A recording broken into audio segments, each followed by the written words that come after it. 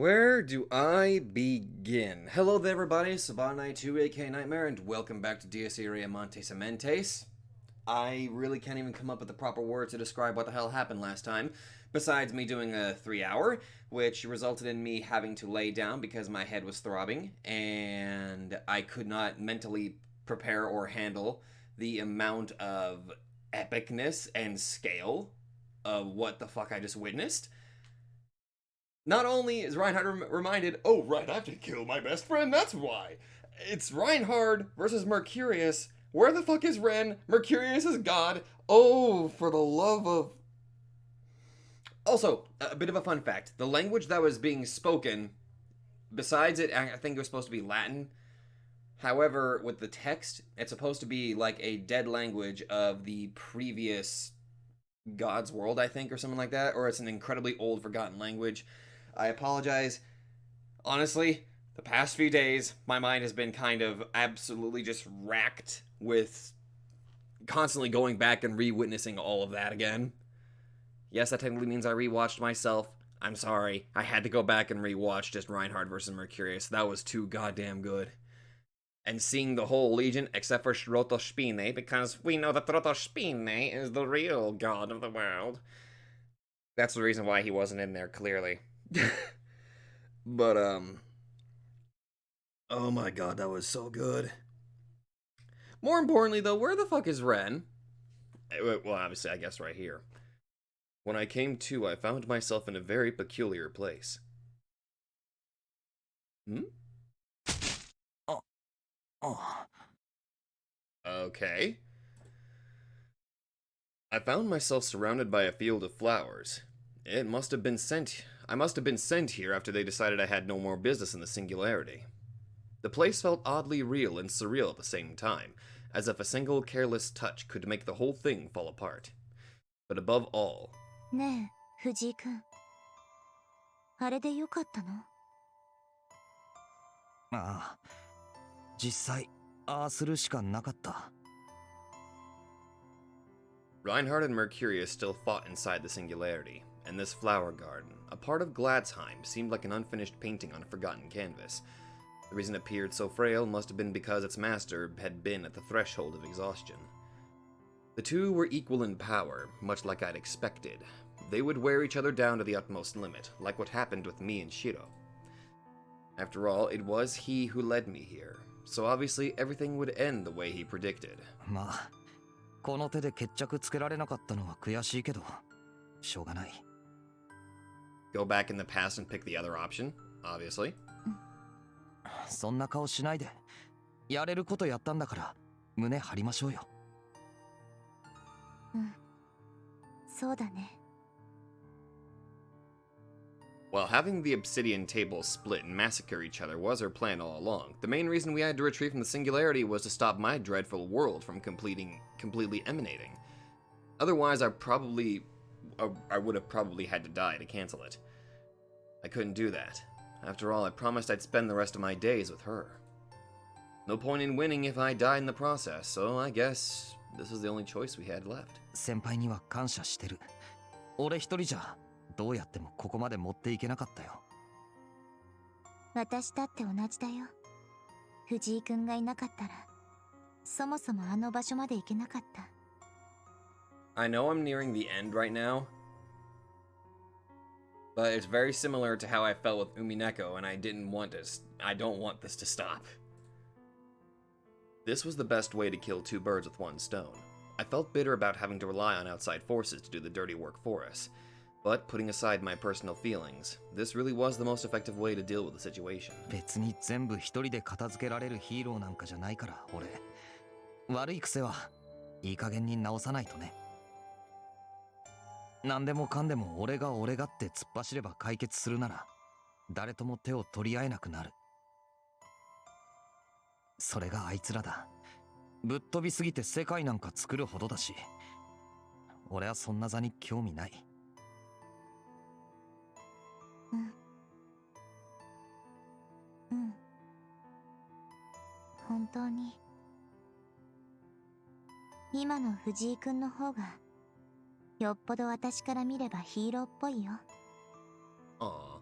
おだてても何も出ませんよ。いいよ、本音だもの。That kind of evaluation was quite embarrassing, truth be told. In any case, we now had to literally leave all the rest to God. I hope that the throne would be left in her capable hands. In the meantime, we had to do what only we could. Himuro seemed to be in agreement. We both faced a certain spot in the flower field. 話は終わったか？ Hey, Isak, how you doing? イザーク、 Isak, we still had to figure out what to do with him. はじめまして。だな。He definitely looked a lot like Reinhard, Sister Lisa's son and Timuro's grandfather, I couldn't imagine the boy would let us go just like that. Although calling him a boy might not be the most fitting word to use. 父様は負けぬ。私がいる限り絶対に誰であろうと勝利は奪えん。お前たちの思惑など泡沫ですらない絵空事だよ。いずれ穴より溢れ出るベルトールに飲み込まれ溶けるのみだ。急進など少子。言ったろうテレジア。私は誰も逃がさない。すべてを愛す。Getting a little Reinhard up in here, isn't it? そう。父様と同じように。Isak, after all, was merely a cog in Reinhard's mechanism. He cooperated with us to create the situation as long as our goals coincided, but it was all done to fulfill his father's craving. He would never join our side. And what should we do? Fight him? I didn't know whether that was even possible, not to mention I knew nothing of his powers, which made me hesitate. And if we killed Isak right here and now, Reinhard's powers would doubtlessly take a significant hit. If we messed up the timing, Mercurius would survive. But if we hesitated for too long, he might try to swallow us on the spot. After all, Reinhard would receive a significant boost in power if he absorbed me. Retreat? Advance? Flee? Fight? However, as I struggled with that maelstrom of conflicting emotions... ねえ、私たちと来ない？イザーク。Oh! Himuro blurted out something truly mystifying. は？ It seemed to have rendered even Isak speechless. But, I mean, of course it did. I couldn't even fathom where that train of thought came from myself. だってあなたは私のおじいちゃんなんだもの。Yet she went on, acting as if she had merely stated the obvious. We could only stand and stare at her as she continued with absolute conviction, her tone lacking any hint of hesitation. 私は藤井君のことが好き。ずっと一緒にいたいと思ってる。血筋とか立場とかよくわからない引力とか、そんなのどうでもいいくらい彼が好き。だから結婚したいの。Mary? 式には来てほしいし、子供が生まれたら抱いてほしい。よければ名前だって考えてよ。みんなに愛される子供になるように。Huh. リザにも同じ約束をしたけれど、彼女は今ここにいない。あの人も神父様もハイドリヒ教を倒して子供たちを解放する道を選んだから。本当の天国に行こうとしてるから戻ってきてほしいけど戻しちゃいけない。自分たちはもう普通の人の一生分はとっくに生きたってきっと言う。いっぱい死なせたからもう逃げないって絶対言う。だけどねえイザーク、あなたは誰も殺してないじゃない。Technically, all he did was absorb them. He never actively killed anyone, I think. 年だってまだまだ普通な感じじゃない。たった60歳とちょっとでしょ。だから私の家族になって、新しくできる家族を一緒に祝って。あなたがこのままずっとこのままだなんて私。Huh. It would be too hard on her. 一緒に行こうよおじいちゃん。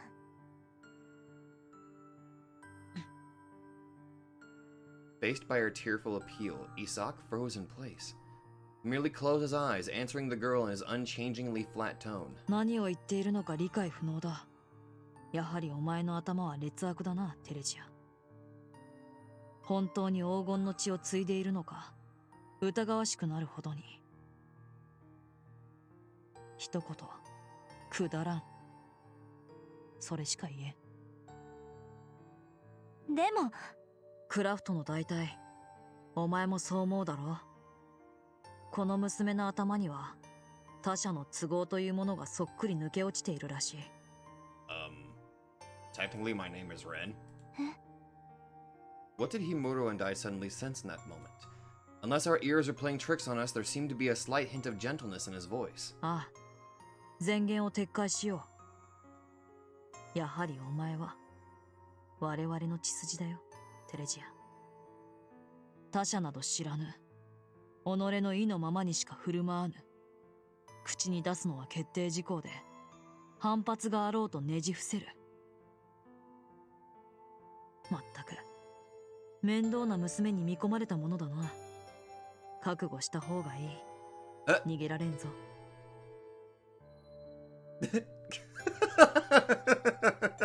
じゃあされ、もはや流出はなされた以上、蜜月刹那に過ぎんがな。父様が勝利し、溢れる黄金に飲まれるまであと数分もなかろうが好きにしろ。Okay. With the heart beating in earnest, the womb was no longer necessary. As long as he remained here, all would be well.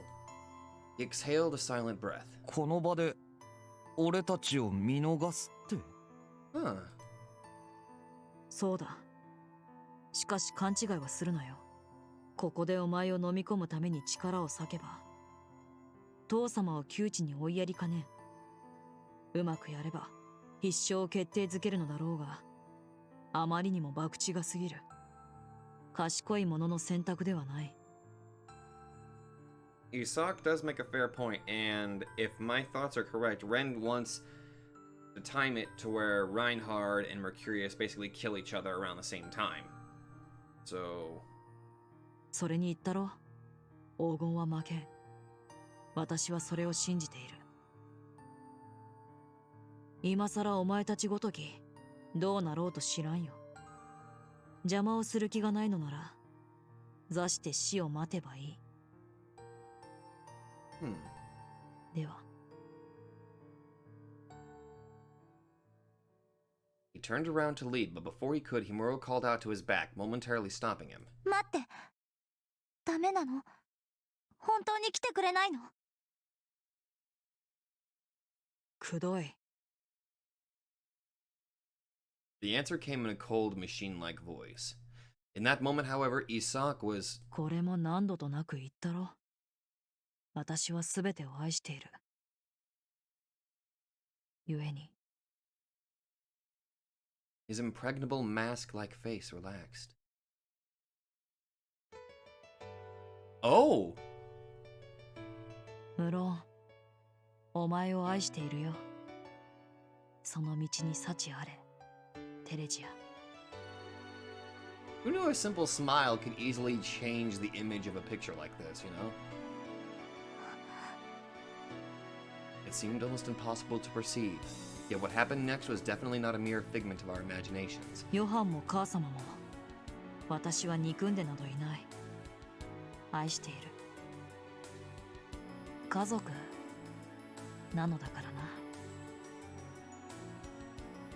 A faint, somewhat bashful smile graced his lips. So ephemeral it seemed to almost melt into the rose-tinted air like freshly fallen snow. ああ、では行きましょう、父様。この世をグラズヘイムに塗り替えるため。どこまでも、どこまでも、私はあなたのそばにいる。未来永劫、永遠に、あなたの息子であり続けたい。共に、終わらない地獄へと。They would transcend the day of wrath. Her outstretched hand grasped only air. Accompanied by a fierce rose-tinted gale, Isak vanished from sight. And なんだか私すごいバカみたいなんだけど。 we alone remained standing in the middle of the fading flower garden. ほんと頑固じじいって感じだよね。あんな顔して可愛くないっていうか。きっとあれだよ。今頃一升瓶抱えてやけ酒煽ったりしてるんだよ。それがとても目に浮か He probably would. ぶ。目に浮かぶから。 Everything that happened from this point onwards was up to their impulses. 逃げられちゃった。また私逃がしちゃったよ。リザも神父様も綾瀬さんもユサくんも結局全員こぼしちゃったよ。誰も救い取ってあげられなかったよ。俺も I too had lost everything. Our futures remained vague and uncertain. どうしよう。どうなるんだろう。私怖い。怖いよ、藤井君。待ってるしかできない。見ることもできない。いつどうなるのか何も本当にわからない。ねえ、これってどうなの？私たち全然決まってないよ。なんか脇役カップルだよ。 Oh my god. こんなんでハッピーエンド来るのかな。それでいいと思えるのかな。私わからなくてわからなくて怖いから。もっと力いっぱい抱きしめて。 I didn't need to be told. I was already holding her in my embrace, tight enough to the point I feared I might crush her. I tried suppressing her shivering, if only by force. Everything depended on the conclusion of Reinhardt and Mercurius's battle. We could do nothing but wait, completely powerless to influence it. 信じよ何を？私どちらの勝ちも信じたくない。相打ちになるのも都合が良すぎて。う。だから I spoke up with so much force that I could almost feel my throat tearing. 俺たちが選んだ道を思い描いてる未来を。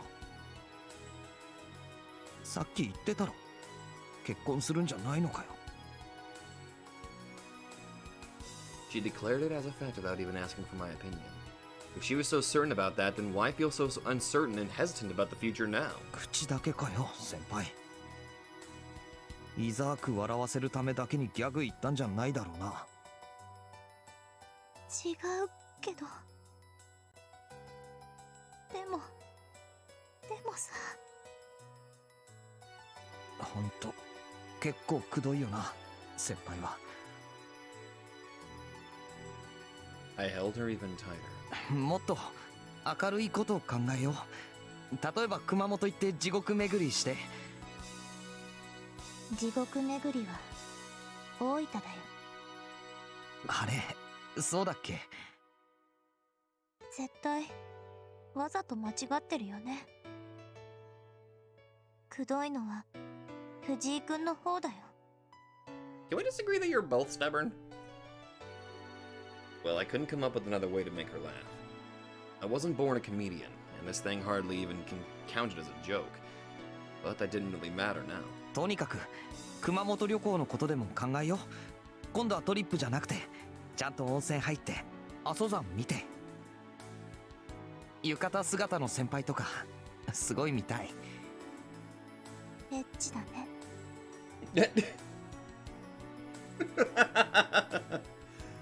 でもだったら混浴だといいかも。いや俺は他の野郎に先輩の裸を拝ませる気ないし。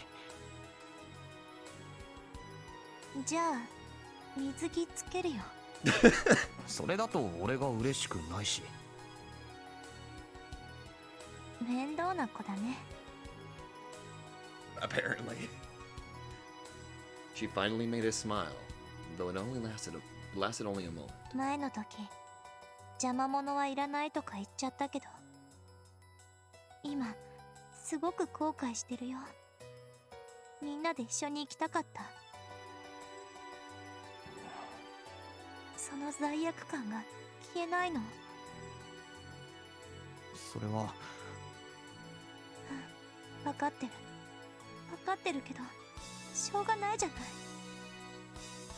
藤井君だってそうでしょ。 I nodded without uttering another word. We could no longer aspire for a perfect finale. The path we walked had been enveloped by a constant shadow and was littered with several holes and fissures. 自分たちだけなんとかなりそうな可能性があるから、失敗は棚にあげよう。そんなの私の好きな藤井君じゃない。俺だって。 I felt the same. The rare Himuro I fell in love with wouldn't think that way. だから面倒だよね、私たち。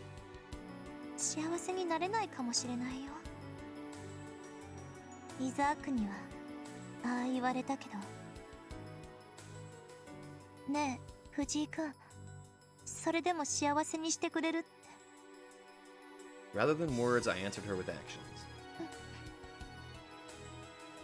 I claimed her lips with savage greed to prove she belonged to me and I to her. The initial surprise made Himuro grow all stiff, but little by little her shoulders relaxed and she answered with my lips. The melting heat of her tongue made my whole conscience go numb. Okay, there. もういきなりすぎ。 That caught me off guard a little bit. 私まだ話してる途中だったのに。先輩の話聞いてると、なんかすごい約束させられそうで。イザークも言ってたろ、覚悟した方がいいって。 Oh yeah, you're gonna be wrapped around her little. You're gonna be wrapped around her finger, dude. ひどいよ。私を何だと思ってるの？ The one who wears the pants in the relationship? I ignored the sulking tone of her voice. あと、前にこのケースでキスできなかったから。 When we lost Kasumi and the others. もうそんなことはないって証明。それと But this time I was the one being interrupted. 絶対だよ。絶対。もうあんなことはないって約束。逃がさないから。私、藤井君、ずっと捕まえてるから。お願い。私を離さないで。 With each passing minute, the hour of judgment drew closer. There was no telling how all this would end. Whatever happened inside the singularity wouldn't affect this side of the world. As such, even if Reinhardt vanished over there, Ray wouldn't be sucked down to wherever he went. She might have been a part of the castle now, but being outside the hole in the cosmos, she was safe from his dominion. Similarly, this world would remain in existence even if Mercurius perished over there. But there was one thing I kept from her. If Mercurius, the master of the throne, disappeared, it was very likely that everything connected to him would share the same fate. For example, his copy or shadow or whatever I was could very well perish alongside the old order. But I couldn't tell her. There was no way in hell I could confess that to Himuro. It was sheer conjecture on my part, true. Besides, it wasn't like I could really do anything about it. So for now, 信じてるから。 she was right. We needed to believe in the future we both sought.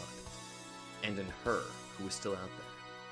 In the world of Marie, the girl I felt was the most fitting claimant to the throne. I would believe and pray for her safety.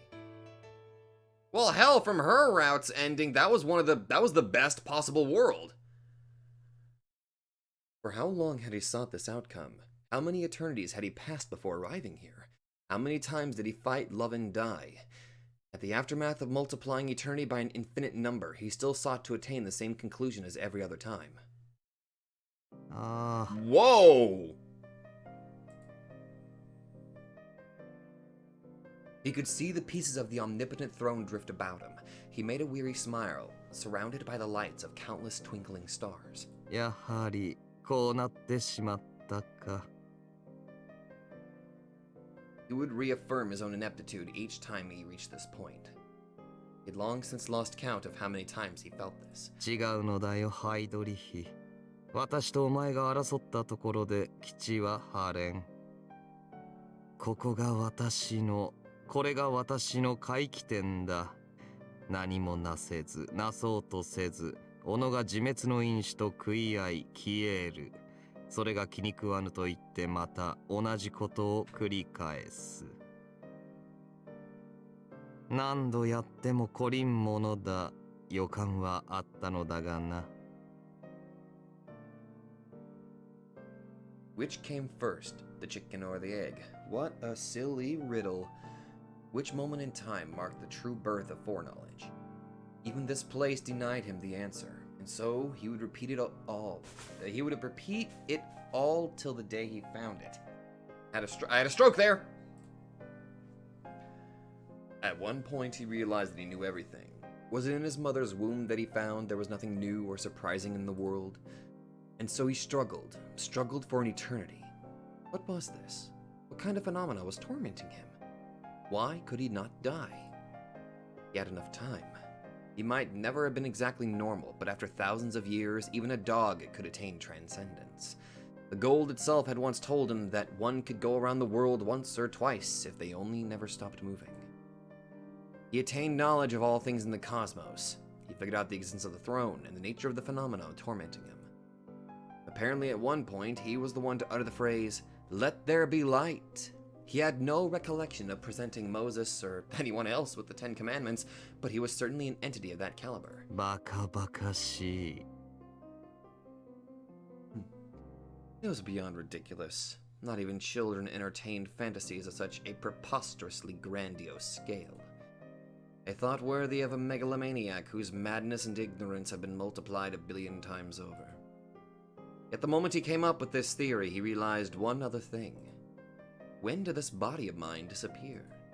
He could vaguely remember the curse of foreknowledge in his mother's womb, and killing his family at a young age, but he could not remember a single instance of actually possessing a body made of flesh and blood.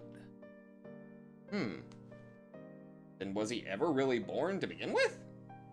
No, he had to have been. I mean, how else would he...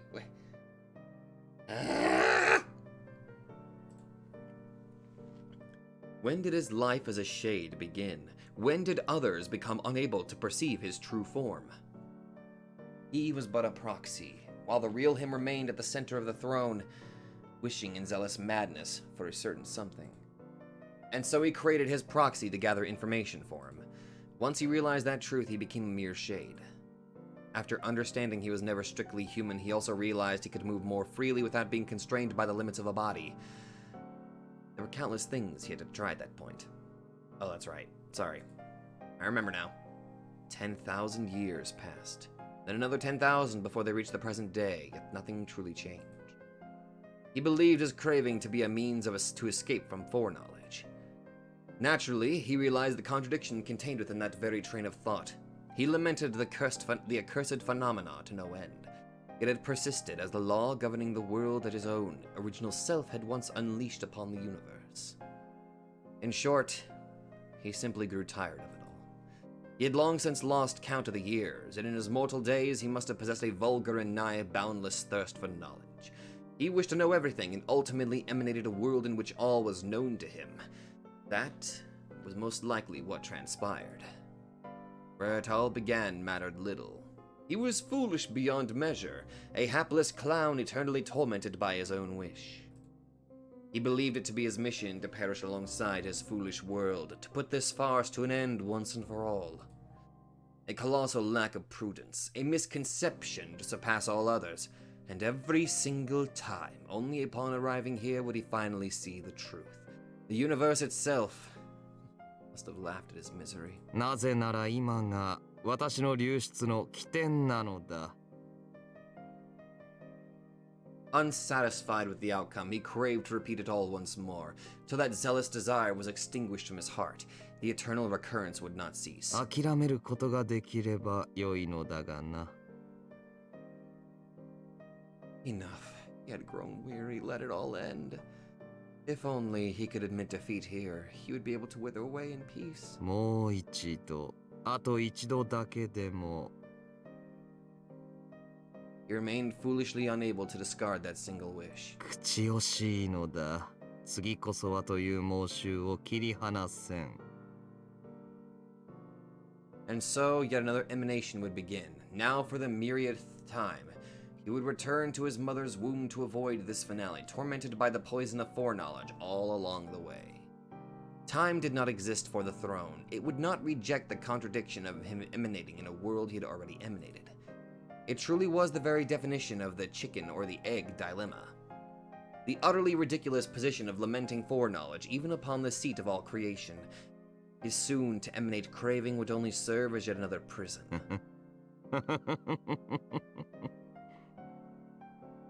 What was he, if not a clown shunned by fate? He would willingly retread a path laden with only torment and anguish. How he wished to erode and how he wished to be able to close his eyes and expire. Or perhaps he'd spend the rest of eternity with his swan friend. He must have been drifting along this space as well, much like him. どこにいるハイドリヒ。今のうちに私を殺さねば元の木阿弥だぞ。私を破壊するのだろう。破壊してくれよ。自分では死ねない。私はつまらぬ男なのだ。行く道が地獄と知りながら歩を止められん。ゆえに、なあ、頼む友よ。早く私を。Despite praying for someone to rescue him from this torment, he nonetheless proceeded to emanate. His true craving was obstinate beyond imagination. There was nothing he could do to stop himself. 6日。では晩年を数度超えた先でまた会おう。私はお前を見つけ出す。ゆえに、お前も私に気づいてくれ。次に我が望みが外れた時、今度こそは殺してくれよ。So, with this choice that I did where I danced to the mercurial tone, or tune, I guess, it seems like Reinhardt is dead, and Mercurius, well, still somehow survived, despite looking like, he needs a hand. And with that aspiration rooted deep within his heart. 許されよ、愛しの女神。次こそは。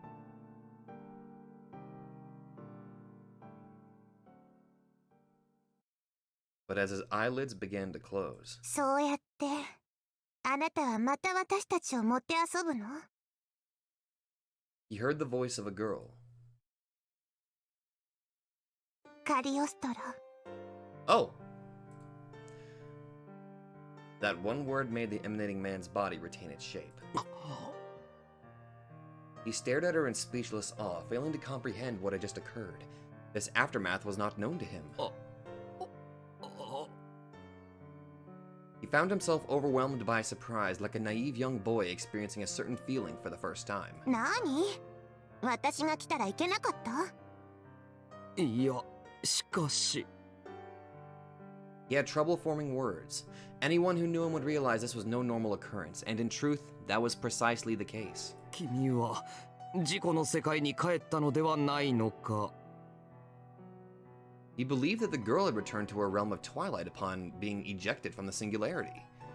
A hegemony could emanate in but a single hue. To Mercurius, that color could belong to only one, and for that reason, Ren and Reinhardt had to disappear. If their battle would fail to end in their mutual death, the serpent himself would need to take the stage and make things right. The realization struck him like a lightning bolt, that this very action of his would be the origin of eternal recurrence. He would then plummet into despair, scorning himself, choosing to repeat it all from the beginning once more. And so the serpent's miserable existence would conclude. Or rather, it should have happened that way. 私、あなたに怒ってるんだから。Fair enough. The girl furrowed her brows in an expression of adorable indignation. みんないなくなっちゃった。みんなダメになっちゃった。そう。そんなこと繰り返させたりなんかしない。だからやりたいことをやるの。ずっと役に立たなかった私ができることをやりたいように。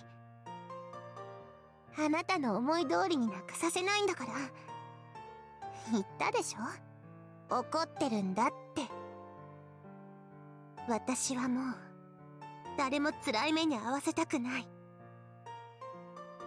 レンやかすみやシロや先輩、みんなの気持ち、みんなの願い守って包みたいと思うから。二度とこんなことがないように。Then, what? It took Mercurius a couple of seconds to understand what the girl's words implied.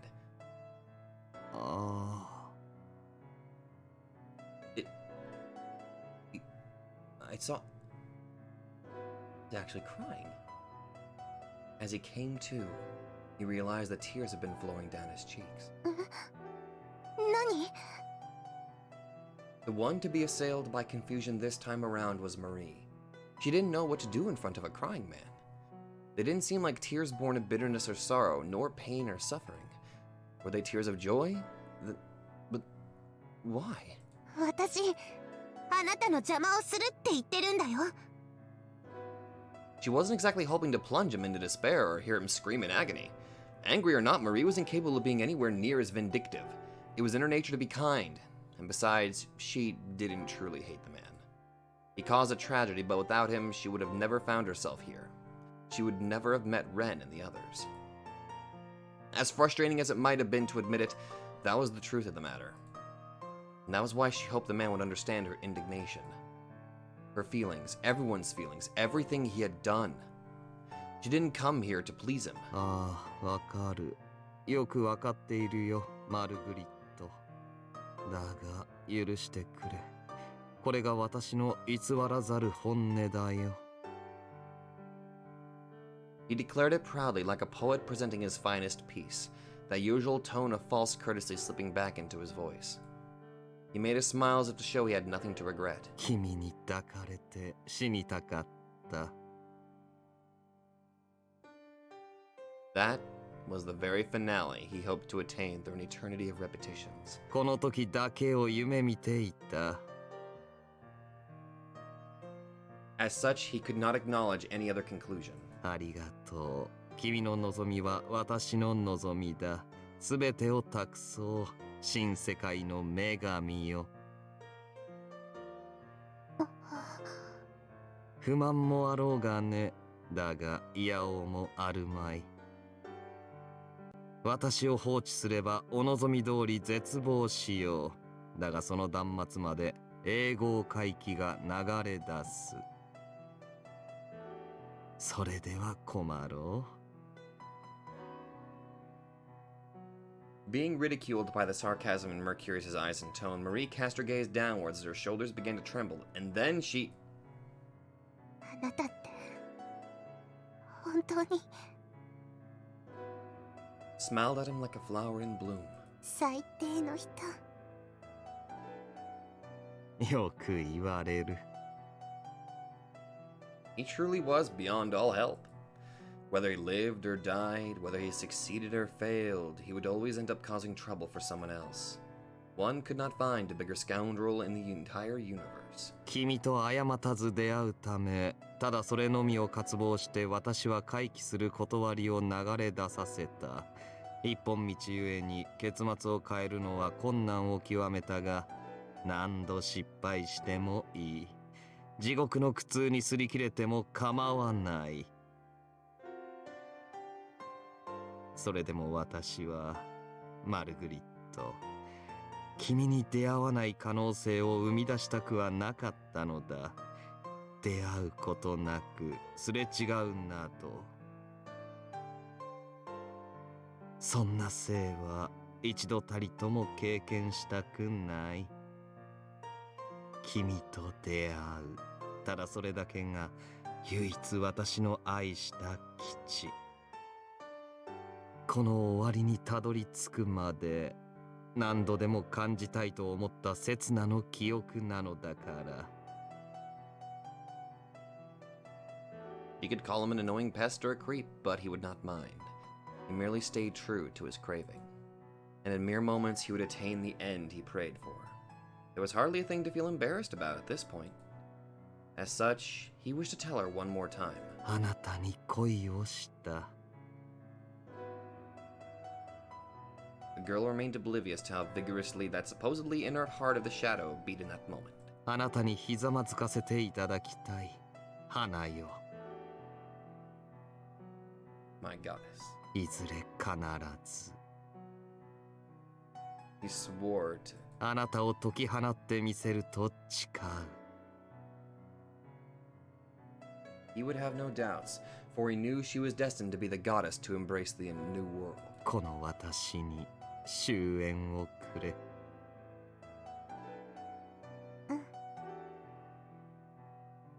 Marie nodded before slowly reaching out to embrace the worn-out man. でも勘違いはしないでね。勝ったのは私たち。頑張って傷ついて、それでも折れずに立ち上がって、この結果を勝ち取ったのはレンたちの力。あなたにそれだけは分かってほしいの。ああ、君らが最高の役者だったよ。故に幕を下ろす時だ。The jester who had remained upon the eternal throne for an infinity.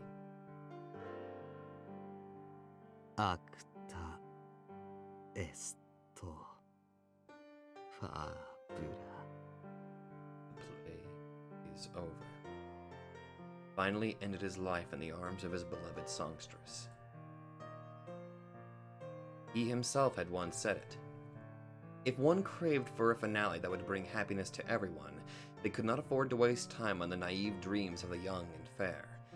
Only at the end of a road paved with failures and misery could a truly incandescent finale be reached. Marie knew that much herself. It was precisely her inability to touch anyone during her life that made the throne allow her affectionate craving to envelop the whole world. That was the one and true ending to their story. She would embrace the world with kindness, making sure that none of this could ever happen again.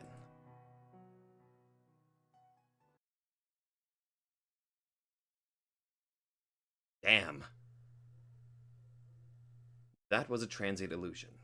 An event birthed in a fleeting moment when foreknowledge had already faded and the new world stood on the brink of emanation. In the center of the omnipotent throne, soon to paint the world anew, Ray experienced a dream one could only label as impossible. ケイラの勝ちだ。 Huh? His golden gaze took on an amicable glint as he looked down upon her from above. Ray was in Ren's embrace mere moments ago. As such, the other man's appearance left her understandably confused. 不思議かね。だが、案ずるに及ばん。この場を設けられたのは彼のおかげだ。今の私は、その恩恵に支えられているだけの陽炎に過ぎんよ。もはやこの先、ケイと会うことは二度とあるまい。In this singular moment, time had come to a halt, like within the frame of a painting. Even Ray could tell that this power didn't belong to Reinhard.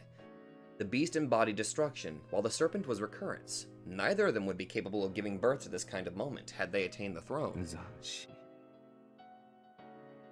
彼の渇望の名残だが。故に、了解を得たわけでもないが、構うまい。イザークの継子、すなわち、私の末裔であるケイと語らう最後の機会だ。よもや、家族の別れに異を唱えるほど、彼は無粋でも強量でもないだろう。ウイコだ、テレジア。その勇気に敬意を表し、礼を言おう。私は満たされたよ。負けを認める。不満がないわけでもないがね。しかし、好みは救われた。Rhea absent-mindedly followed the gold's lead within the surreal ballroom. The place resembled the inside of the castle, but it wasn't that hellish Gladsheim. The orchestral music that caressed her ears was no longer the aria of Dies Irae sung by Reinhardt's Legion of the Dead. 私のたどり着いた道の果て。少年の無双が行き着く結末としては、過分に上等なものだと思わんかね。The goddess froze this space and time the moment she embraced the world to remake it. That was why everyone was here. ユサ君、綾瀬さん、 She could not see them, but they were here. She felt them. 私の層が、私のたてがみ。 Everyone had been condensed into this one point, in this one ephemeral moment that he cherished. 我らは我らの現実に帰るのだろう。K は K の現実に生きよ、テレジア。それを言いたくてな。おそらく彼も同じ気持ちなのだろうよ。カール・クラフトは？さて。Gold shook his head with a bitter smile. いるのだろうが、目に入らぬよ。あれと私はもはや同意に存在できん。基地が消えれば、ラインハルト・ハイドリヒは獣でなくなる。Equal, kindred, the opposite faces of a two-sided mirror. In short, the end of the serpent would rob the gold of his phantasmagoric light. His gaze, now fixed on reality, could no longer make out the elusive shade. The same applied to Rhea. He, the being that projected Karl Croft, could very well have been standing next to them, but they could neither see nor hear them. All that belonged to the old world would return to the past. 聞かせてください。ハイドリヒ教。 Rhea wished to know the story that led them all here. How exactly was this victory, this triumph they all longed for, earned? How did everything end up within the goddess's embrace? 忘れてしまうかもしれない。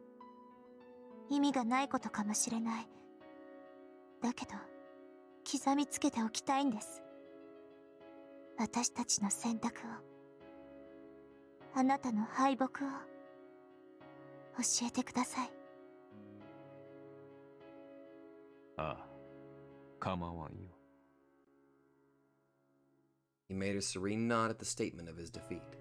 Rhea knew nothing about the war between destruction and transcendence, nor the friendship between Gold and Mercury, or the clash of the beast and the serpent. If she wished to live with her beloved, Rhea would need to distance herself from the friendship of those two carnivorous pillars. Otherwise, he would never return. The victory she prayed for meant precious little in a world without him, and thus they chose to depend on outside forces. Provided they won the bet, Rhea thought it was within her right to know the truth behind everything. あれはなんともバカバカしく、そして我が生涯最高の歌劇であったよ。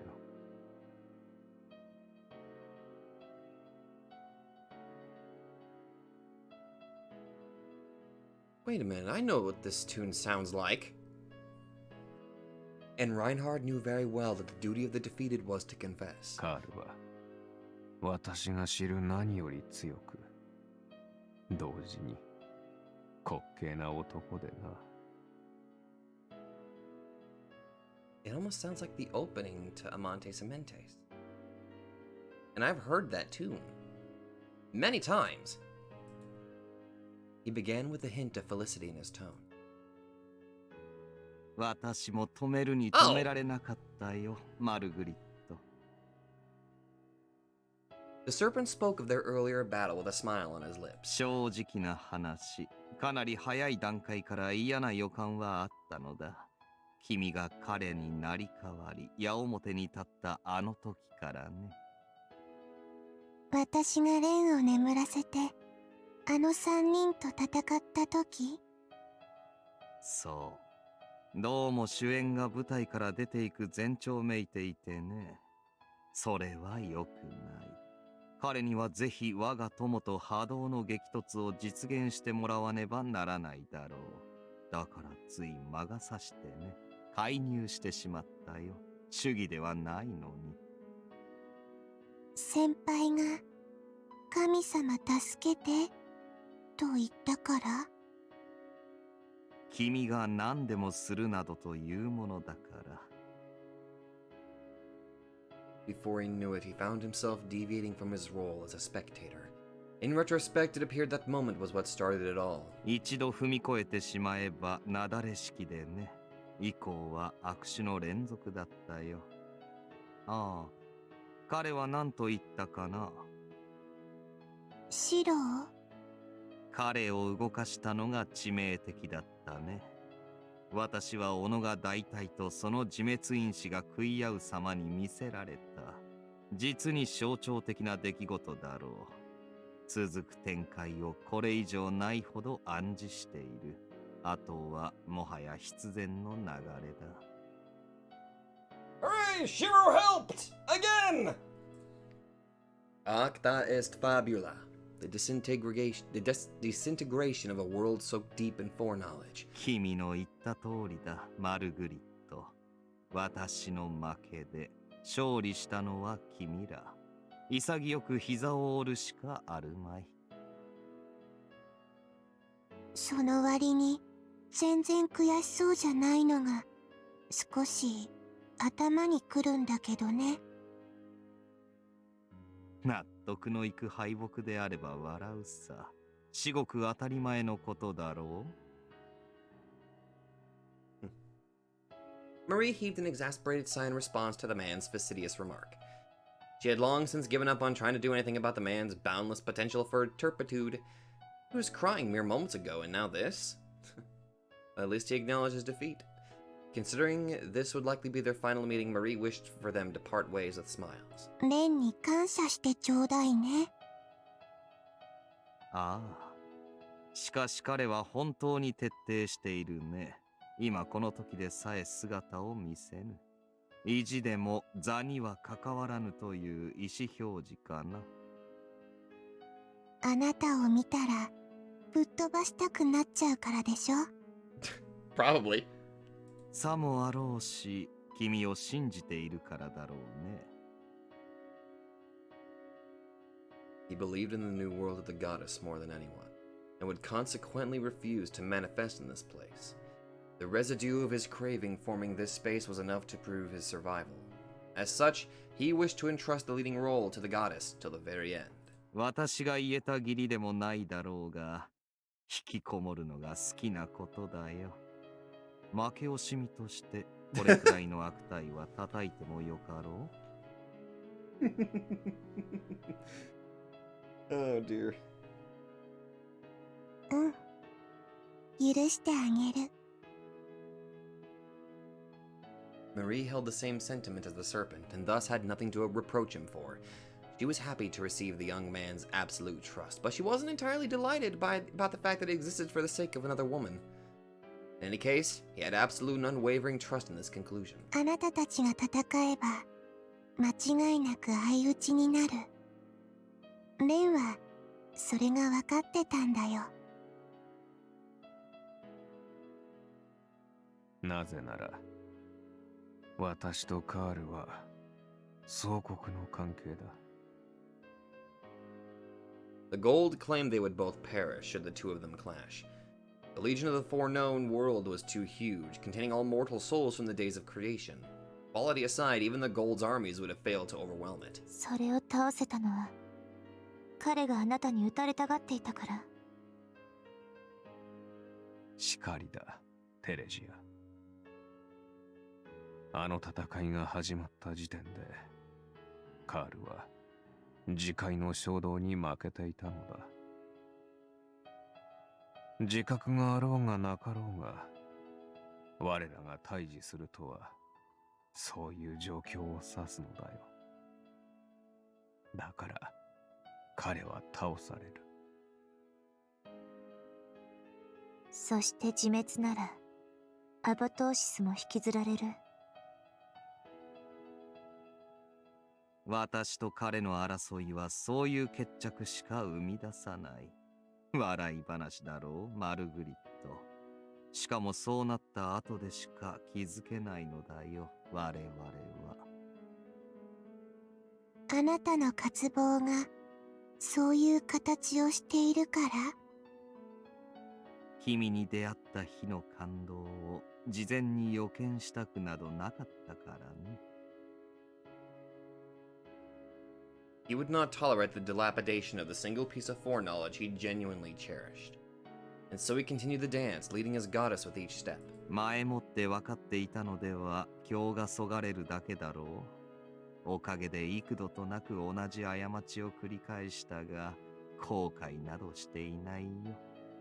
もう一度君に感謝を、マルグリット。 The serpent lowered his voice with impeccable grace. 理解したかね、テレジアよ。The gold finished his explanation with a hint of self-derision. じゃあ、だったら。Both Marie and Rhea felt compelled to voice the question that flashed through their minds. A meaningless hypothesis, yet one they wished to confront the two invincible pillars with, even after their defeat. あなたと彼は絶対に相打ち。そうとしかならない。それは分かったけど、違う相手だったらどうなのですか？ A what-if kind of scenario.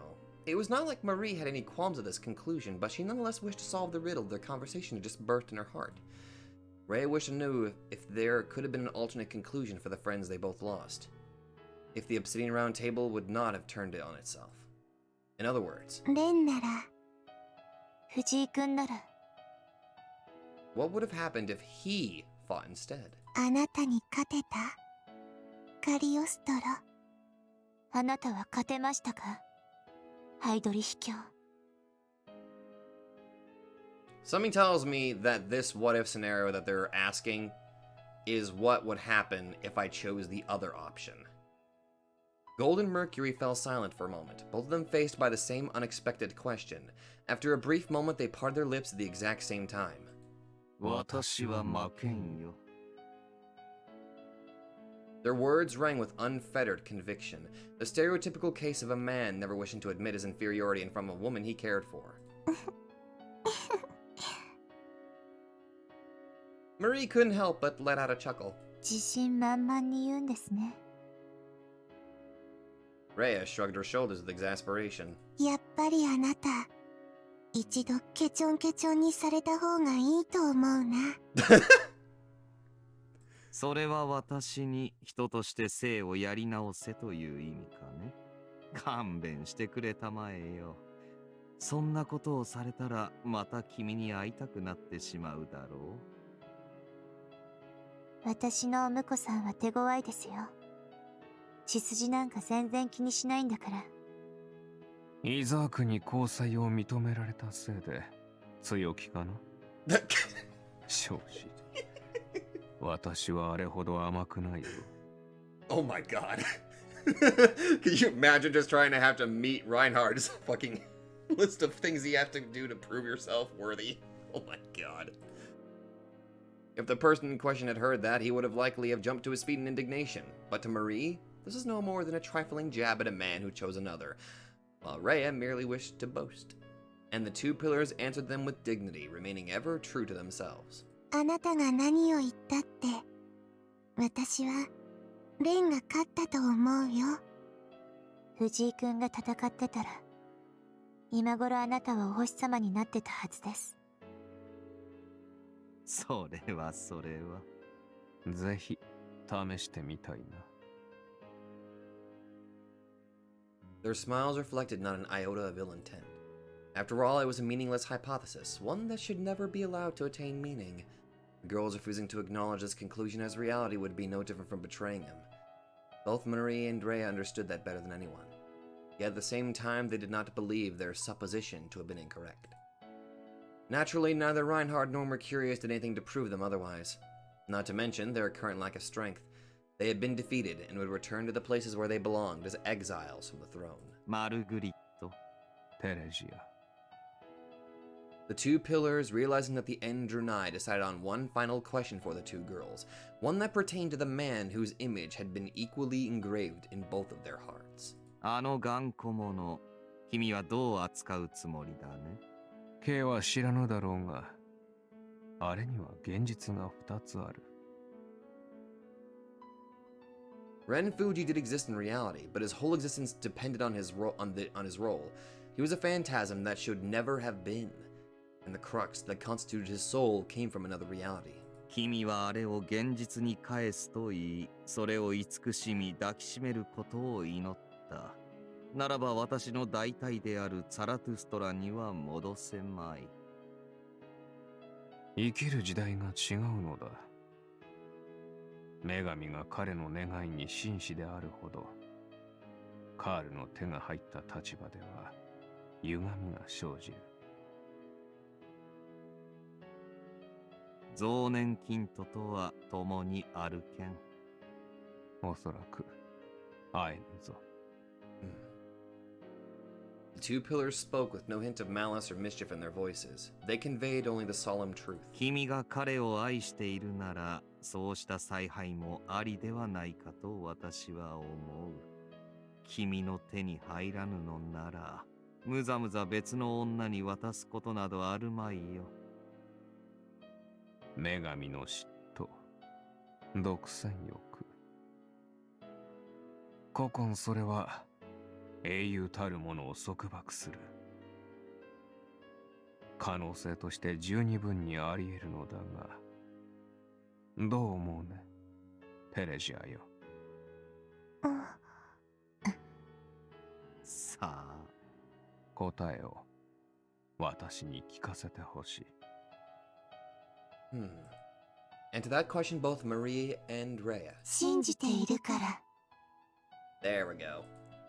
Gave an answer that was both curt and to the point. 現実が一つしかなくて、ずっとそこから出られないのはあなたの世界でしょ、カリオストロ。カールクラフトの座は終わった。だったら可能性は無限に広がる。レンの本当の現実は無視できない。ええ、確かにその通りだし、そこは私も分かっている。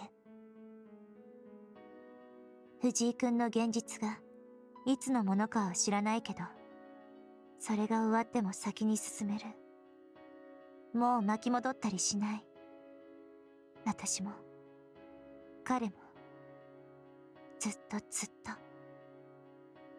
そうしていけばいつか会えるんじゃないのかな。レンもかすみもシローも先輩も、そしてできればこの私も、みんな一緒になれる時が。 Well, with you guarding at the helm, yeah. きっと来るって信じてる。私にそれができるんだって信じてる。だから Ren and Marie parted their lips at the exact same time. 怖くないよ。 They made themselves clear in voices robust and unwavering. The two pillars, sensing their resolve, both nodded their heads. Most admirable. They had both been defeated. なるほど。ならば、そう信じるがいい。The throne of the goddess was still akin to a newborn infant. Such a small-scale manipulation of causality could not have been a trivial task. There was no guarantee it could line the young man on the correct time axis in the forthcoming rebirth cycle. He could end up being separated by 10 or 100 years, even several generations. The serpent fell into silent thought, weighing how he could potentially help the goddess in this matter. Yet he could no longer interfere with the causality of his substitute. Doing so at this point would be an insult to their victory. As such, he had to do what he did best: manipulate other forces. A coarse action it might have been, yet one he felt compelled to carry out, for his heart ached to be of use to his beautiful goddess. He would meddle for but a moment before vanishing so that she would not notice a thing. なあ、お前はどう思う、ハイドリヒ。He addressed his friend despite being unable to either see or hear him.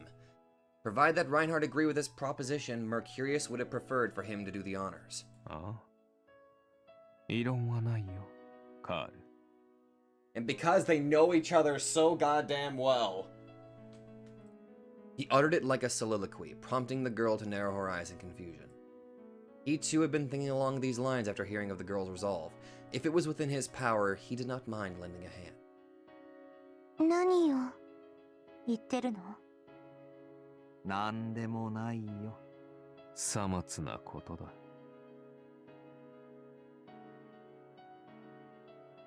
They gazed down at the suspicious girls and bent their knees before them in their hearts.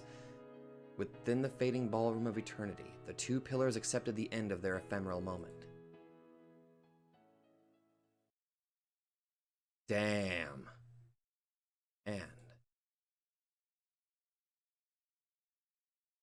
the first thing to assail me as I came to was an inexplicable headache. Oh. Rhea's perspective. What was going on? My head hurt and felt awfully heavy. Almost as if a small army of pixies was having their New Year's bell-ringing celebration inside my skull. Which was all fine and good, but at this rate, my head would likely explode. If they could tone it down just for a little bit, that'd be great. But the little pest just wouldn't hold back. I must have had some really persistent pixies inhabiting my head. I really wish they could just take their party to someone else's skull. ここはお寺じゃない。 It was a church. A church for the love of Christ. And we still had a few days to go until New Year's Eve. Jesus, enough already. You're gonna kill me. Seriously, cut it out. I don't think I'll be able to take this for much longer.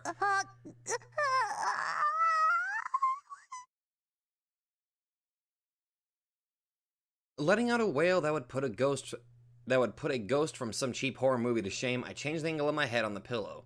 Too bad I did nothing to alleviate the pain. How persistent could they get? Blasted pixies! What had I done to deserve this? Clang, clang, clang. Gong, gong, gong. Bam, tram, bam, kaboom, woom, screech, kill! The weird sounds at the end reflected my current state of mind. In other words... うるさい！いい加減やめないと焼き鳥にしちゃうよ！ Jesus! I leapt out of my bed with a scream. I felt inexplicably dizzy and was this close to puking. Countless bottles of wine, champagne, sake, brandy, whiskey, and beer lay at my feet. Yeah, so much for pixies. You were drinking? Irae's experiencing a hangover, oh my god. God, what was this? What was I doing here? I didn't even want to consider this situation from a neutral perspective. I said I didn't.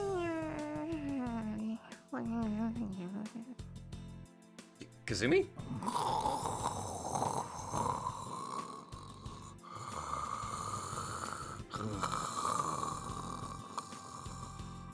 Is everybody... Did we all just have a drinking party? ダメよ。ボンサ君は100円玉じゃ倒せない。 What? 打って。そこ。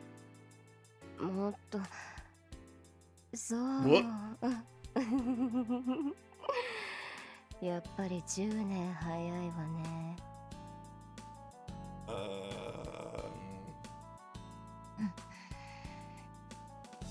Before my eyes, or rather below them, laid a battlefield littered with corpses. I paused to think for a little, then proceeded to fill the nearby teapot with Tabasco sauce and hot water, then gave the concoction a good mix. When it became a nice blend of crimson, I stopped and proceeded to unveil the secret technique I lovingly dubbed the Gardener of God. Any wilted flower would jump right back to their feet after tasting a single drop of this magic water. 花坂じいさん。 I chanted the spell and proceeded to resurrect the corpses.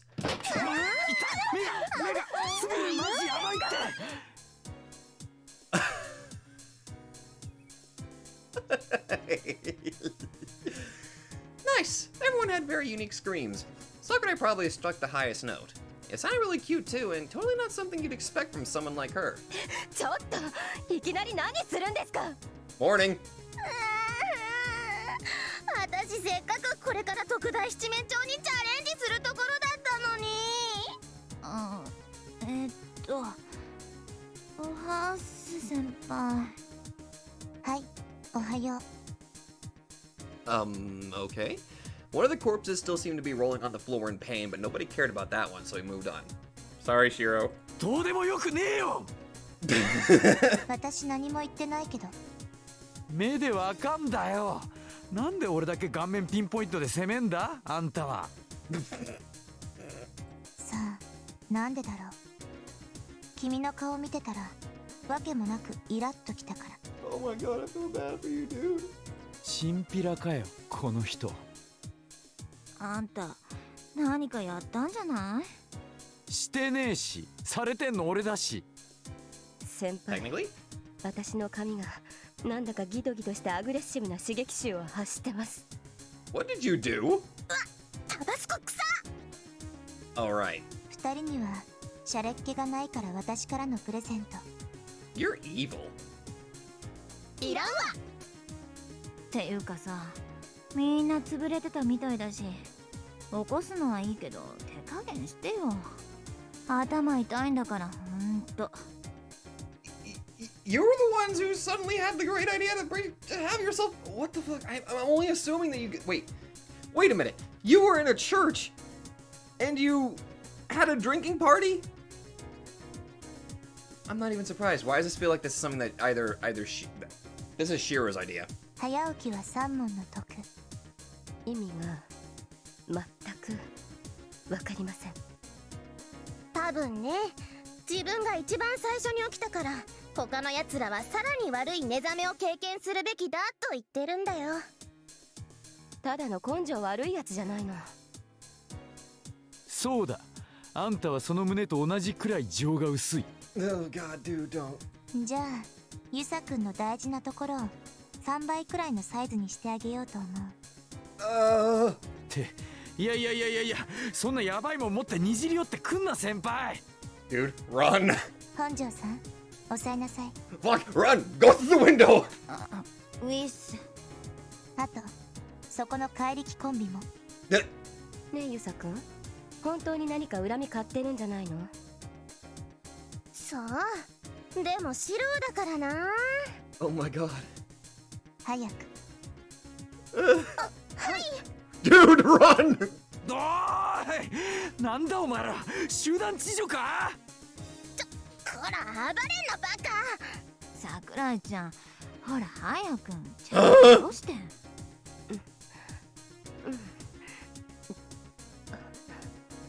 ほうあからめてんじゃねえ。 Jeez. 私も実にドキドキするよ。 Stop. なんというかね、ユサ君。君はどこかで1回くらい徹底的にいたぶられるべきだと私は思うの。 Good God, Ray is evil. そうしないとバランスが取れないようないろんな方面の流飲が下がらないような。まあとにかくそんなわけで私は君の股間に花咲じいさんする。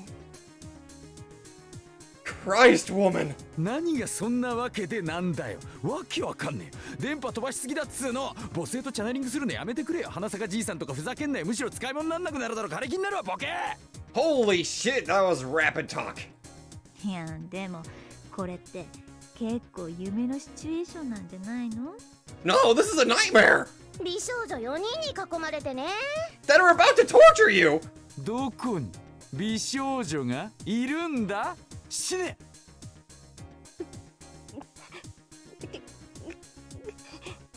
Okay, are you okay? 隊長、桜井ちゃんがチャックに触れられずプルプルしてます。乗り越えなさい。それを乗り越えて女は一つ強くなる。はい。何を使命に目覚めたみてえなシリアス声でうなずいてんだこら。 Dude, just fucking run. だいたいそもそもお前らな。うるさいな。もういいから始める。I didn't understand it myself, but for some reason I just felt like picking on Yusa today. I felt it would be unfair to someone unless I use this No! I mean, otherwise it would be too... 女4人もいるなら女同士で遊んでろよ。わざわざ男1人の俺を呼びつけんな。居心地悪すぎんだろうが。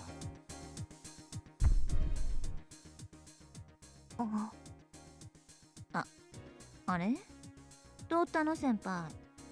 Oh. なんか固まっちゃってるけど。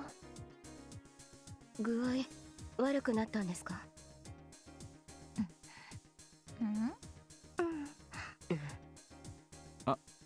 いや、なんだ？俺の方ものこのこ来といて文句言えた義理じゃねえよな。ちょっとしろ。本当に何も後ろ暗いことはないんでしょうね。Wait, what? 今なら多めに見てやらんこともないよ。ってちげえよ。マジ何も知らねえし。そんなこと言ってもあんたね。Marie, what kind of world did you make? さすがにちょっと信用できないかも。もうほれゲロっちゃいなよ。だからごめん、なんでもない。本当に？うん、もういいからユサくんを話してあげて。 This is the part where you run.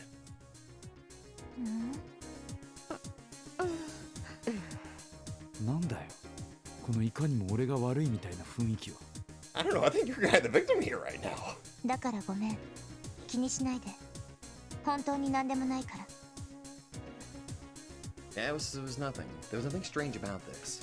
I myself had no idea what that strange vision meant. 朝からバタバタさせて悪かったね。私片付けするから交代でシャワーでも浴びてきたら。汚しちゃったし。それはどうもお気遣いいただいて。いや、いいよレアさん。散らかしたのはみんなでなんだし。クリスマスパーティーとか初めてだったからちょっと浮かれすぎました。私も片付け手伝います。 Okay, I've already kind of got my head around what the hell is going on here. This is basically the Marie's world, but Rhea is having trouble trying to remember Ren. It's kind of like what happened with the actual Marie ending, where not everybody had their memories, and when Ren showed up, they started getting all of their memories back.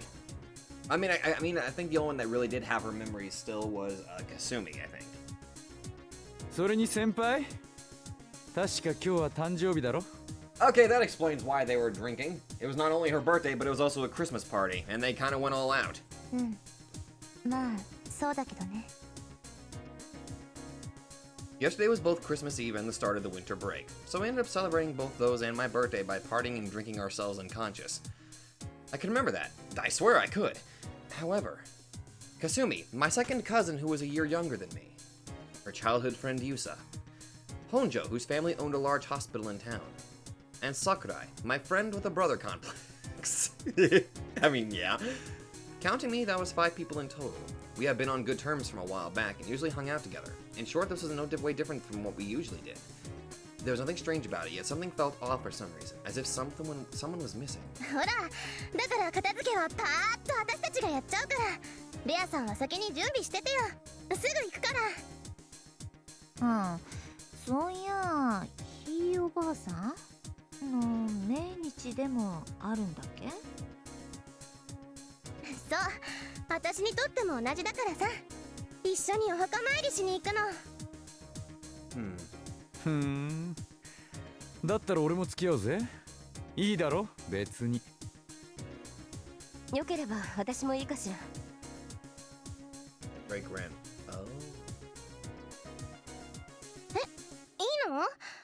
なんかこう言っちゃ悪いけどあんま関係なくない？そりゃ私としては大勢来てくれた方がひいおばあちゃんも喜ぶだろうと思うけど。ま、なんかな。そんな気分なんだよ。私もうまく言えないけど。エリーは？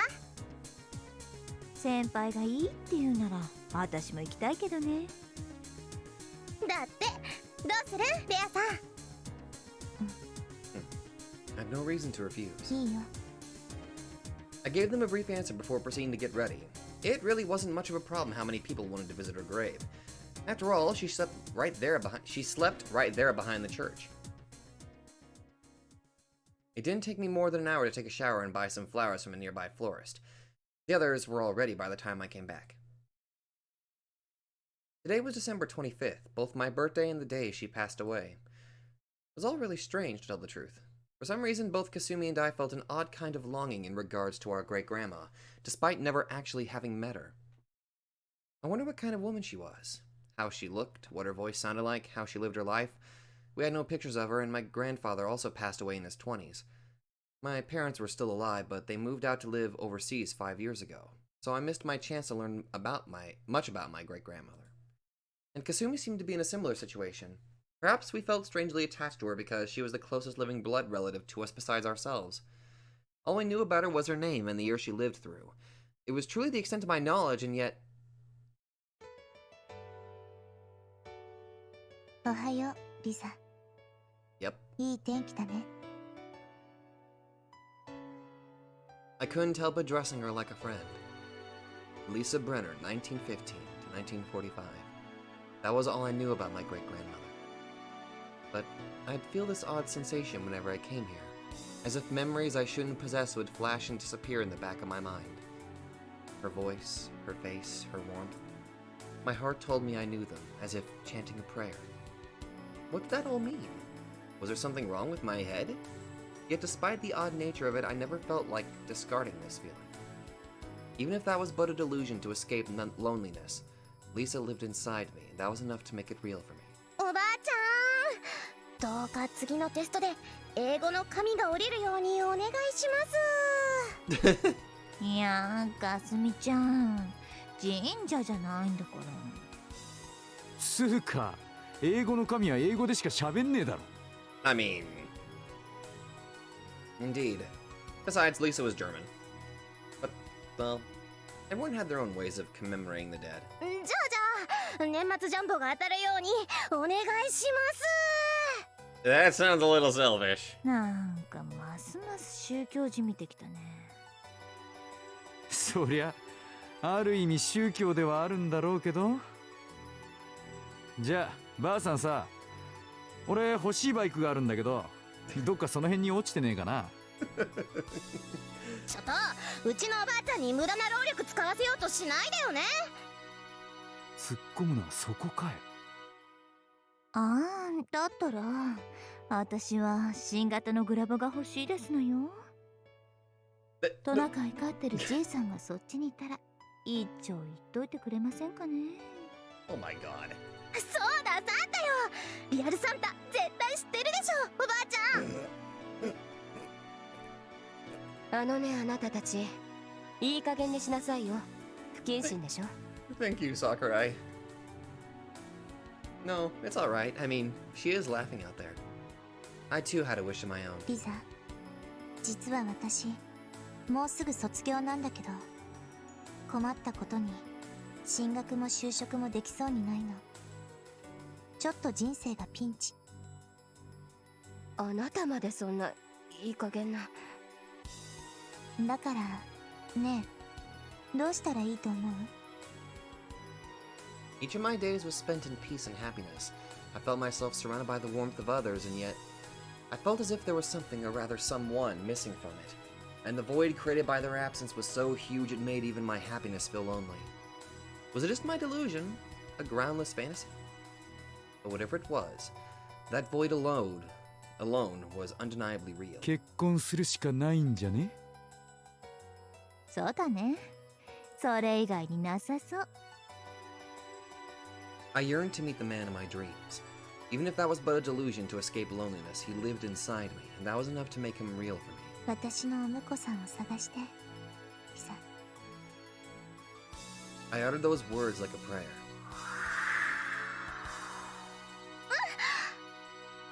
風が。 Our flower petals took to the wind, their dance reminding me of a sight I once witnessed in a paradise.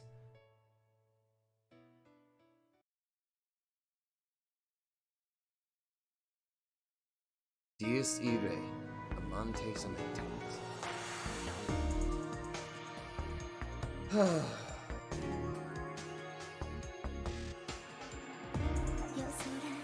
Well, we are not done yet. We still have one more route to do. Now the question remains, do I do it now? Or do I leave that as its own episode? Something tells me that I should... No. I have a feeling that it's probably going to be... This video might end up being even longer than my previous one. And I don't want to... I'd rather not wear myself out like I did that time. I swear, that was back in the days whenever I could do, like, the Umineko length videos, where those were a lot longer. I mean, I think I even once did, like, a 4 to 5 hour long episode. Holy crap, I remember that at least. But...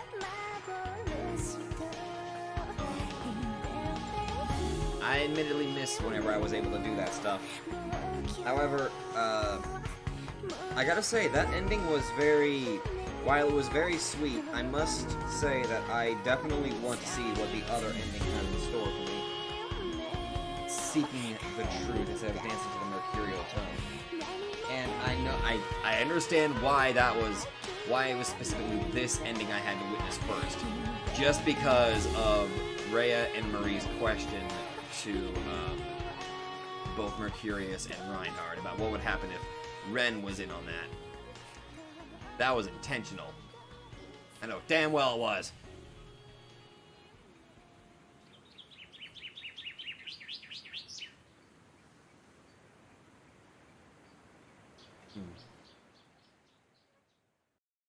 That's... Oh! Oh, we're still going! December 25th, 1939, Berlin, Germany. 12:27 a.m. By the time I came to my senses, the night had already marched past midnight, and so I lifted my gaze from the book in my hands. The same year that may end up being remembered by future generations as a period of incessant turmoil steadily edged towards its closing days. With it, the new year was preparing for its graceful entry, promising thrice the turmoil. Although, chaos would have been far more fitting a name for what was surely to come, truth be told.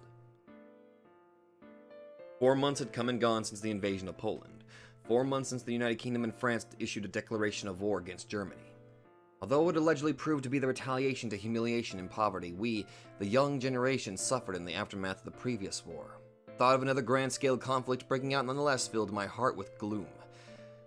After all, those elderly veterans that fought on the front lines and experienced the bitter taste of defeat firsthand would no doubt feel it tenfold. So why did we plunge headfirst into a new war? I realized the importance of possessing land, resources, and food. I truly did. You'd find plenty who hungered for honor and glory, and even more who wished for victory to wash our nation's reputation clean of the taint of defeat. Should the events from 2 decades ago be recorded in history as the only world war fought by men, Germany and its people would forever be remembered as a nation of the defeated. Either way, this is a choice very much made with the future in mind, and to that end the present was now being sacrificed. I realized this might have been the hollow, infantile grumbling of one who'd seen precious little of life, yet it did not change the fact that the whole thing was messing up my life. My comfortable equilibrium of the here and now was being torn to shreds. Stop it. Leave it be. I know how selfish and arrogant that may have sounded, yet it was how I truly felt. In fact, it would have made me particularly sad to miss the next installment of the serialized book I was just reading. I didn't care for the circumstance of the author of the world. I wanted to know how the story ended. Even I was amazed by how foolish this train of thought was. I heard the sound of approaching footsteps from behind. What was this now? I had a terrible feeling about this, or so my gut told me, and to my misfortune, those hunches of mine rarely ever missed the mark. I knew I should have retreated to my own chambers for reading, sitting in the middle of a bench in a hall as large as this left me with nowhere to hide. I knew this person did not come here to meet me in particular, yet I couldn't help but feel a tinge of unease trailing up the back of my neck. Though I was not sure who it could be, simply ignoring their presence might have been the best route to take here.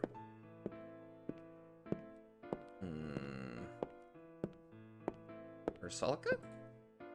失礼。 Nope. And so, even when the man stopped right next to where I sat and uttered those brief words, I hung my head and refused to look up and meet his eyes. The man went on. ジーバス局長はおられるか？ Reinhard? A low yet refined voice. Even without looking him in the eye, I could tell that it belonged to a man of considerable power. His soothing tone was contrasted by an echo of confidence, as well as a definite coldness lurking behind it.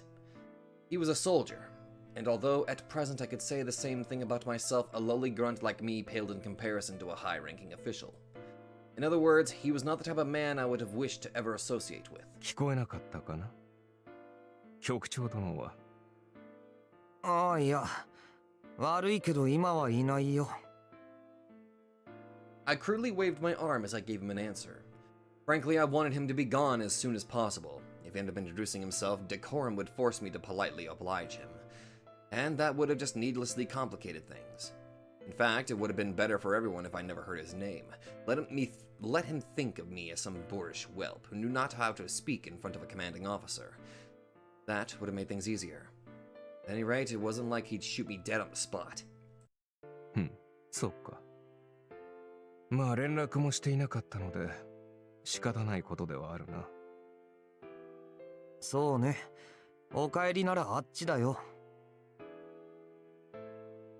I lifted a thumb to point to the back of the hall without turning to face him. うちの局長、最近は医者連中とべったりみたいで、なんだっけ、頭蓋骨を測定してうんちゃらとか。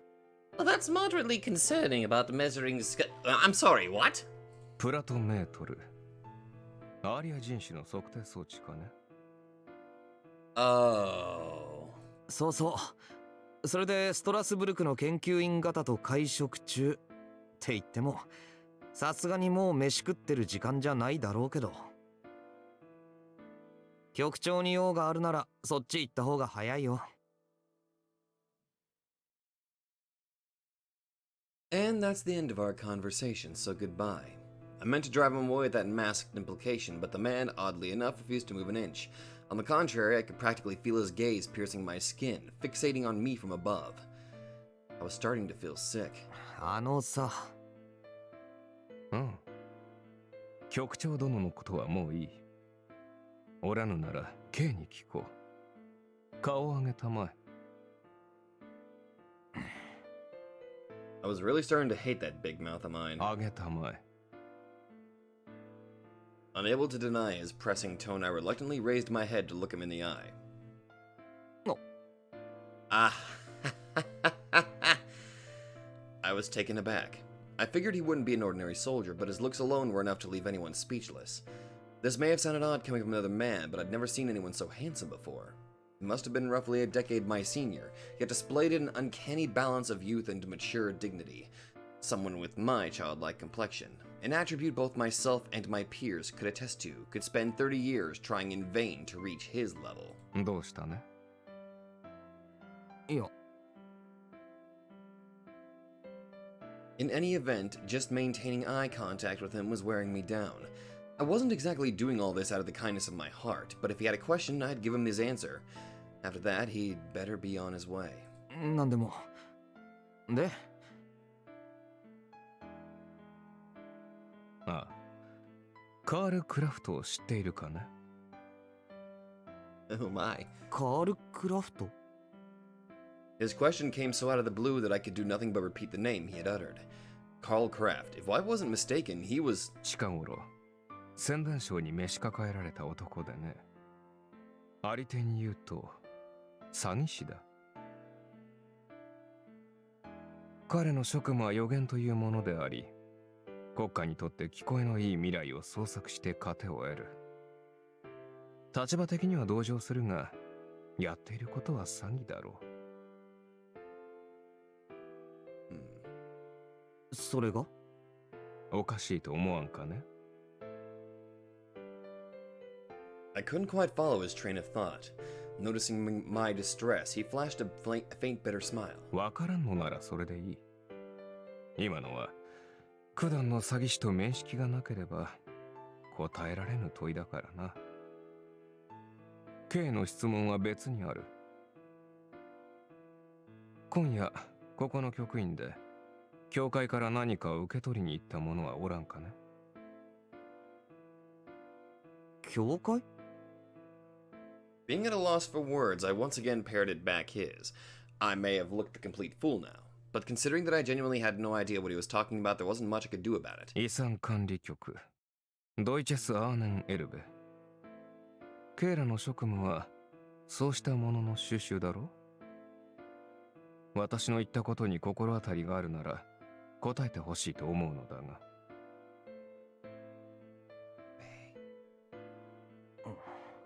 守秘義務かね。では仕方ないが。いや、本当に知らないよ。At the very least, no matter had ever reached my ears. That much I could say with certainty. でも、なんでそんなことを？さあ、なぜかな。私にもわからんよ。ただ、そんな気がしただけだ。The man shrugged, an air of self-derision lingering about him as the words left his lips. Yet his tone was pregnant not with light-hearted jest, but palpable sincerity. 変な人だな、あんた。ああ、どうもおかしいのだよ。たまにな、このような気分に陥る。と言っても、ここ一月ほどの話だが。見てはおらぬ、聞いてもおらぬ。事実そのようなことはないというのに、ふと思うのだよ。そんなことがあったはずだと。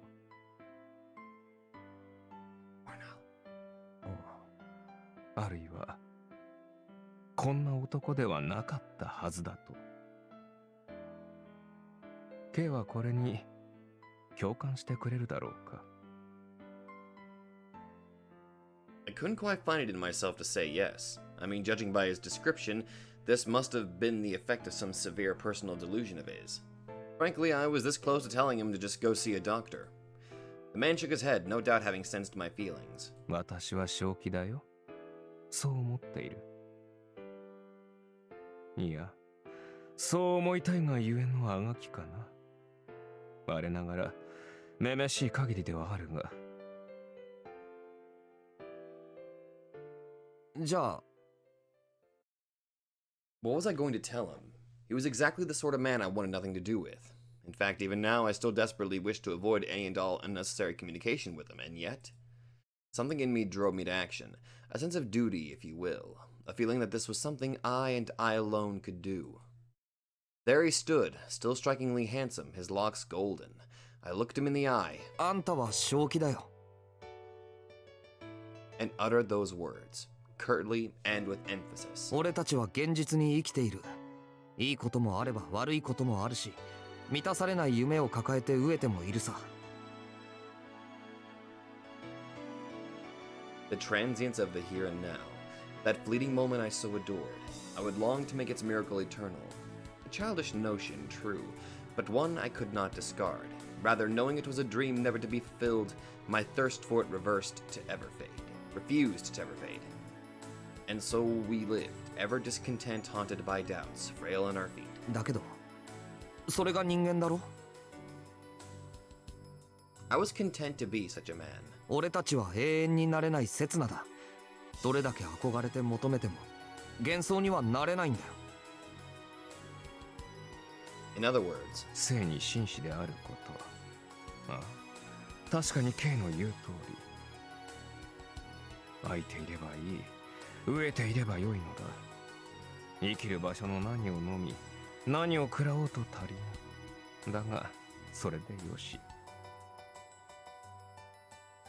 そう思えぬ生物は、その時点で自戒するしかない。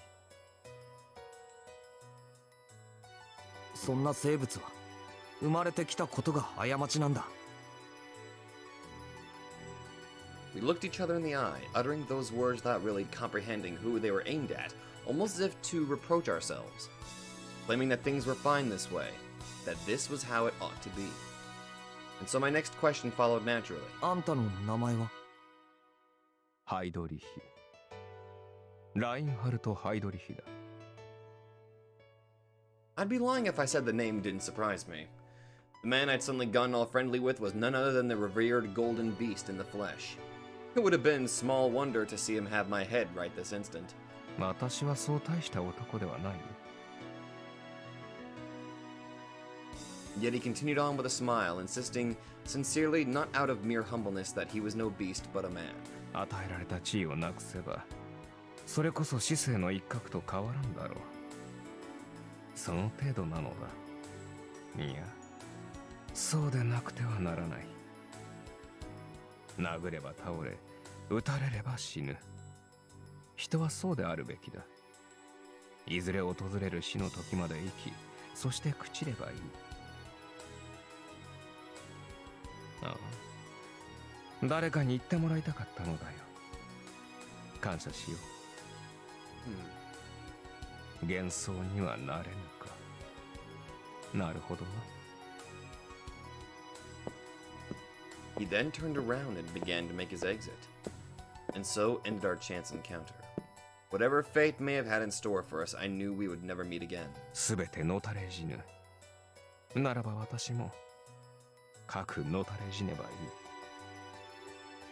ありふれた人間、職務を全うして滅びる一人の軍人で構わない。I closed my book as if to answer that thought. The story had come to an end and I had to return to reality. No matter what color the world turned, this was where I was born and where I should and would live. A man must never once forget that. Should we do so, we will be haunted by our dreams forever, longing after eternity. ではさらばだ。名を聞いておこうか。ライヒハート。Reinhardt. Though I wasn't too fond of the name itself, uttering it was my way of accepting reality. ロートス・ライヒハート。あんたと同じさ。首切り人だよ。落ちこぼれだけどね。Lotus Reinhardt. ああ。 Naturally, Reinhardt was aware of what that name signified. As it turned out, my family produced quite a number of famed executioners in the past, so to someone like Reinhardt, I must have felt like a distant relative. 道理で。だが東大一と言われるヨハンより K の方が敵に見えるがな。ロートス。何もかも忘れ、一つのことしかできなくなる麻薬だ。オデュッセウスが現れなければ同じところを回り続ける。だから俺がオデュッセウスになるんだよ。I would break free from that cycle, like the runaway son who leaves his past home to find a new cycle to fit into, one defined by his own terms. I realize the sheer contradictions of that theory, but in the end, I think it fit me just fine. All things considered. I was no hero. I'd be the first to admit that, yet... 枠を超えて俺にできることがあるかもしれない。あるいはできたことかな。それを眺めて生きていくよ。さよなら、中将閣下。ジーク入る。ああ、ジーク入る。However, just as he was about to close the door behind him... 私は満足した。もはや何も求めない。この先どうなろうと生きていく。そう誓ったのでな。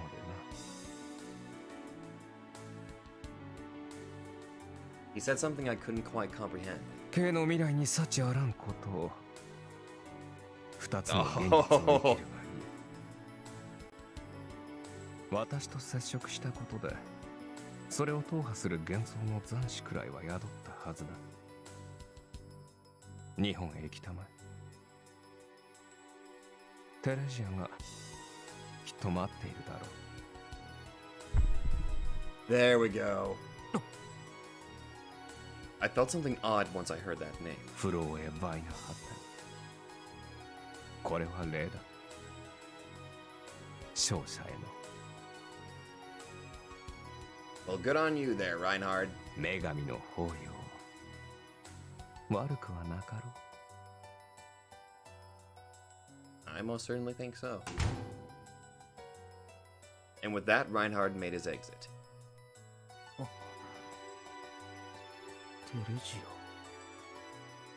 I couldn't quite explain the warmth that filled my heart as I uttered that name, but 日本か I felt like I'd glimpsed an old promise in that yet unforeseen faraway land.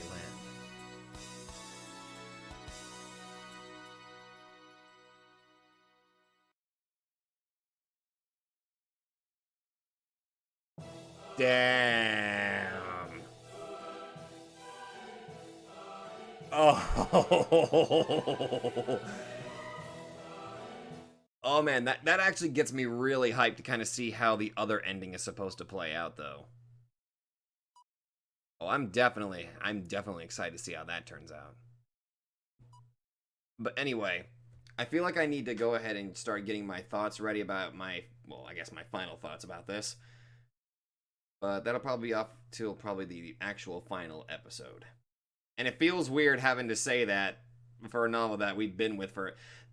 God damn it, it really is like Uminaka all over again. A novel that's so exceptionally long. Good God.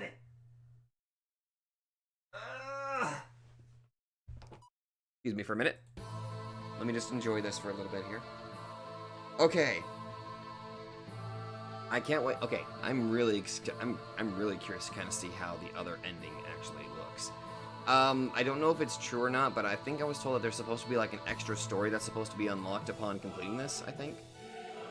There is technically another slot here, so there's probably going to be another extra story. I think that's... Yeah, I think there is supposed to be another extra story that's supposed to take place after this. Or after I go through the last one. Fuck it, you know what I mean!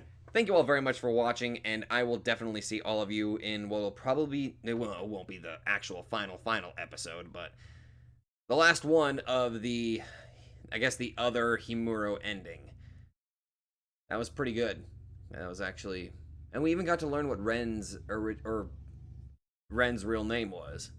Lotus Reinhardt. Nice. Also, I apologize if I'm butchering the pronunciation on that one. I do apologize on that one. Anyway, see you guys. Thank you very much for watching, and I'll see you guys in the next one.